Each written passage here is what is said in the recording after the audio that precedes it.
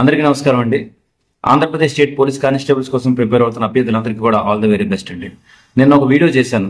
ఏంటంటే main exam date అనేది వచ్చేసింది, సో మీరు అందరూ బాగా ప్రిపేర్ అవ్వండి అని పాజిటివ్గానే చేశాను.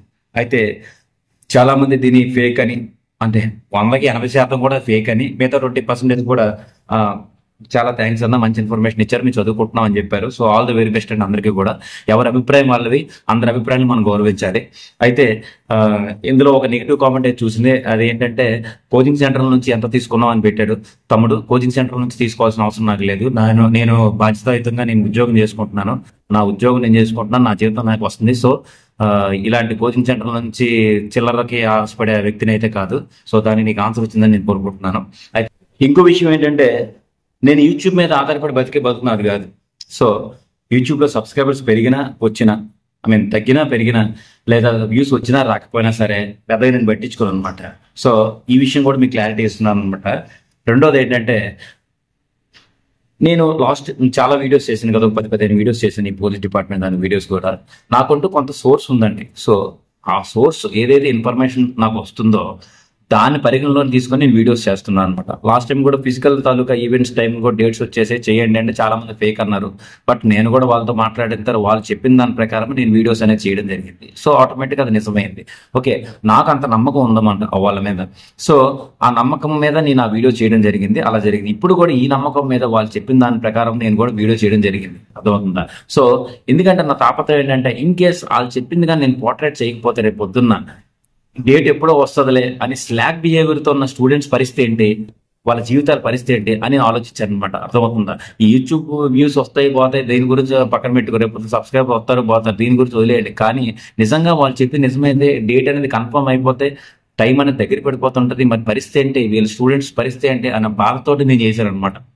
అర్థమైందా? సో ఇన్ కేసు అది నిజం కాలేదనుకో, ఇప్పుడు రేపు పొద్దున్న వాడే వచ్చి తమ్ముడు నీకు తప్పు ఇన్ఫర్మేషన్ చెప్పాను, నన్ను శ్రమించు ఏదో చెప్పాడు అనుకోండి, ఇంతమంది వాడు నాకు ఒక్కడికే చెప్పాలి, బట్ నేను ఇంతమందికి సమాధానం చెప్పాలన్నమాట. సో ఇంతమంది నేను సమాధానం చెప్పడం నేను సిద్ధంగా ఉన్నాను. అర్థమవుతుందా? సో దాని గురించి మీరైతే బంగ పెట్టుకోవచ్చు అందరూ కూడా, ఓకేనా? బట్ అదే ఇన్ఫర్మేషన్ కానీ కరెక్ట్ అయితే బట్ మీరు ఎంత బాధపడతారో అది ఆలోచించండి. నిజంగా April 27 డేట్ ఇచ్చేస్తే టైం చాలా దగ్గర పడుతుంది కదా, చాలా మంది సిలబస్ అవ్వలేదని బాధపడుతున్నారు కదా. అర్థమవుతుందా? కొంతమంది ఏం చేస్తున్నారంటే ఇప్పుడు కూడా డేట్ వస్తుంది కదా అనేసి చదవడం మానేసి ఎక్స్ట్రా కరిక్యులర్ యాక్టివిటీస్ అన్ని చేద్దాం అనుకుంటున్నారు అనమాట కొంతమంది. అర్థమవుతుందా? బట్ గుర్తుపెట్టుకోండి, ఏదైనా సరే మనం చెప్పేది ఏదైనా సరే గవర్నమెంట్కి వ్యతిరేకంగా ఉండకూడదు. గవర్నమెంట్ యాజిటేషన్, గవర్నమెంట్ పాలసీలకు వ్యతిరేకంగా ఉండకూడదు. మన బాధను ఎక్స్ప్రెస్ చేయొచ్చు, బట్ దాన్ని గవర్నమెంట్ వ్యతిరేకంగా చేయకూడదు అనమాట. సో దాన్ని అయితే గుర్తుపెట్టుకోండి. ఎందుకంటే మీరు ఏదైనా ఒక ప్రోగ్రామ్ అనేది చేద్దాం అనుకుంటే ఆ ప్రోగ్రాంలో 100 మంది ఒకే మైండ్ సెట్తో రారు, కొంతమంది వేరే మైండ్ సెట్తో వస్తారు. వాళ్ళు ఏదైనా డిస్టర్బెన్స్ క్రియేట్ చేస్తే మీరు చేస్తున్న మూటో అంతే డిస్టర్బ్ అవుతుంది. అది గుర్తుపెట్టుకోండి. అండ్ ఇంకోటి కూడా, నేను రీసెంట్గా గ్రూప్స్ చూశాను, నేను కొన్ని గ్రూప్స్ పోలీసుల కోసం గ్రూప్స్ చూశాను. అందులో మీకు తెలియకుండానే స్టూడెంట్స్ నెపంతో చాలా మంది పోలీసులు కూడా ఉన్నారు అందరూ. అది గుర్తుపెట్టుకోండి మీరు. ఇంకోటి ఏంటంటే, బాబు ఎగ్జామ్ అనేది దగ్గరలో లేదు, మీరు చదవకుండా రా బాబు సోమవారపుత్రుల్లో తిరగండి అని నేను చెప్పలా. నాకంటూ ఒక డేట్ వచ్చింది, ఆ డేట్ మీకు చెప్పాను, మీరు చదువుకుంటారా అని చెప్పాను. చదువుకుంటారా బాబు అని అంటే ఆ విషయాన్ని వదిలేసి నేను చెప్పింది ఫేకా రీడా అని చర్చలు మొదలెట్టారు. అంత ఖాళీగా ఉన్నారేంటి నాకు అర్థం కావట్లేదు. కానీ సబ్జెక్ట్ అనేది చాలా ఎక్కువ ఉంటుంది, చదువుకోండి, చదువుకోమని చెప్తున్నాను, అంతేగాని పాడైపోండి అని చెప్పట్లేదు కదా. దాంట్లో ఉన్న ప్రాబ్లం ఏంటి నాకు అర్థం కావట్లేదు. అర్థమవుతుందా? సో ఫస్ట్ ఆఫ్ ఆల్ ఏంటంటే, ఇవన్నీ మర్చిపోయిపోతే మీరు కాన్సన్ట్రేషన్ చేయండి, చదువు మీద కాన్సన్ట్రేషన్ చేయండి. నీ వీలైతే నేనే చెప్తాను, మీ సబ్స్క్రైబర్లు అయితే నన్ను అన్సబ్స్క్రైబ్ చేసుకోండి, లేదా నా వ్యూస్ రిజెక్ట్ చేసేయండి, నా వీడియోస్ ఎవరికి రికమెండ్ చేయకండి. బట్ మీరు చదువుకోండి. నా కాన్సెప్ట్ అంతా ఒకటే. 6,000 పోస్టులు ఉన్నాయండి, 6,000 క్యాండిడేట్స్ మీరు అనుకుంటున్నారు, బట్ 6,000 కుటుంబాల గురించి నేను ఆలోచిస్తున్నాను. మీరు బాగుపడితే మీ కుటుంబం బాగుపడుతుంది, అది నా ఉద్దేశం. అర్థమవుతుందా? సో ఆ కాన్సెప్ట్ దృష్టిలో పెట్టుకునే, ఏమో నేను చెప్తే మేబీ అది నిజం అవ్వచ్చు, వాడు నాకు ఇచ్చిన ఇన్ఫర్మేషన్ నిజం అవ్వచ్చు అని నమ్మాను కాబట్టి నేను మీకు చెప్పాను. అర్థమైందా? అది నిజం కాకపోతే సారీ చెప్పడం, బహిరంగంగా ఇదే పరంగా వీడియో రిలీజ్ చేయడానికి నాకేం పెద్ద టైం పట్టదు. అర్థమవుతుందా? సో దీనివల్ల నాకు ఒరిగేదేం లేదు, వచ్చేది లేదు, సచ్చేది లేదు. మీ 6,100 మందికి పోస్టింగ్లు వస్తే, డబ్బులు వస్తే, జీతాలు వస్తే నాకు ఏమైనా ఇచ్చేస్తారా? లేదు కదా.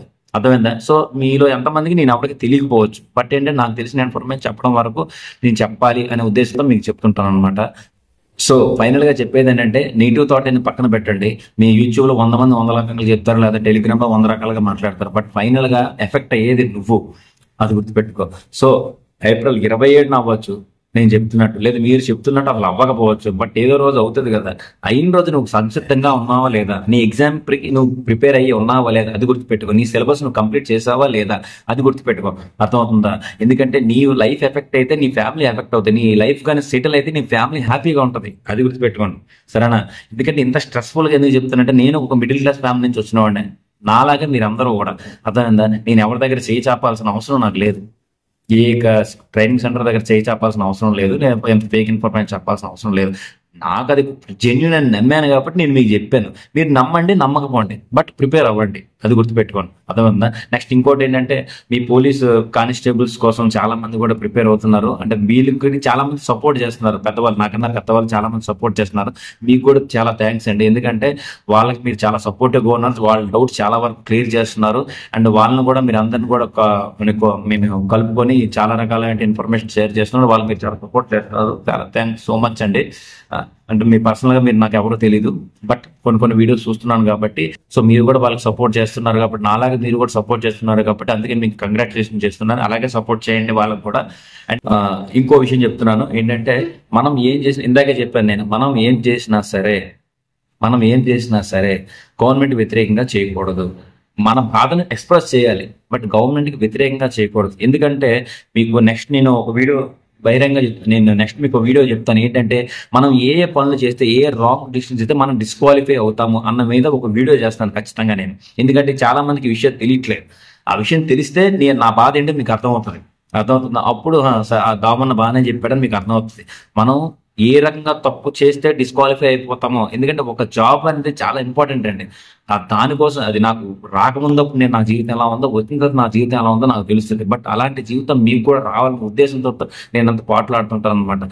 సో మీరు ఏమేమి చేస్తే మీరు డిస్క్వాలిఫై అయిపోతారు అన్న విషయాన్ని నేను క్లారిటీగా ఒక వీడియో చేసి పెడతాను. అప్పుడు నా బాధ ఏంటో మీకు అర్థమవుతుంది. అప్పుడు మీకు ఈ డబ్బులు ఆశపడి చేస్తుంటా, లేకపోతే సబ్స్క్రైబర్స్ ఆశపడి చేస్తున్నాడా అని మీకు అర్థమవుతుందా. So all the very best for all the candidates. ఎటువంటి నెగిటివ్ థాట్స్ అని పెట్టుకోకండి. ఎగ్జామ్ డేట్ నాది నమ్మండి, నమ్మకపోండి, లేకపోతే ఇంకెవరితో చెప్పింది నమ్మండి. బట్ ఎగ్జామ్ అయితే అవుతుంది. బట్ ఎప్పుడు ఎగ్జామ్ పెట్టినా సరే మీరు సంసిద్ధంగా ఉన్నారా లేదా, మీ బ్రెయిన్ మానిటరింగ్ చేసుకున్నారా లేదా, మీ బ్రెయిన్ ట్యూన్ చేసుకున్నారా లేదా అది ఆలోచించండి. సిలబస్ కంప్లీట్ చేయండి. ముందు సిలబస్ కంప్లీట్ చేయండి, చదువుకోండి, ముందు చదవండి. చదివిన తర్వాత ఏదైనా పనులు చేయండి. అర్థమైందా? ముందు చదవండి, సిలబస్ కంప్లీట్ చేయండి. ఓకేనా? All the very best for all the candidates. And ఈ పోలీస్ ఆస్పిరెంట్స్ అందరికీ కూడా సపోర్ట్ చేస్తున్న మిగిలిన వాళ్ళందరికీ కూడా కంగ్రాచులేషన్స్. మీరు ఎలాగే సపోర్ట్ చేయండి. And signing off, good bye.